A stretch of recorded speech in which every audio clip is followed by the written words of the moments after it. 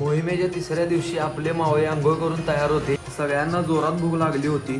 मग सगळ्यांनी आपापल्या बॅगेतले पदार्थ काढून एकत्र केले आणि डिगुदाने ते मस्त असे एकजीव केले. त्यानंतर सगळी त्याच्यावर तुटून पडलेली. हॉलमधून बाहेर आल्यानंतर आपल्याला वाईमधील ऐतिहासिक शिवमंदिर पाहायला मिळाले. मग आपण प्रज्ञेशदाला म्हणले की थोडीफार माहिती द्या. आता आपण जे मंदिर बघत आहोत खूपच मस्त काम त्याच्यावर काम केलेलं आहे. दगडाचं स्थापत्यशास्त्राचा अप्रतिम असा नमुना इथं बघायला मिळतोय आपल्याला. शूर मर्दानो होऊ नका बेईमान, होऊ नका बेईमान, तुम्हाला शिवरायाची आन, शिवरायाची आन.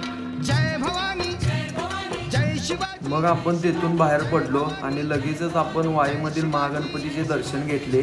दर्शन घेऊन आपण मोहिमेच्या मार्गाकडे जाण्यासाठी महाबळेश्वरला निघालो. मग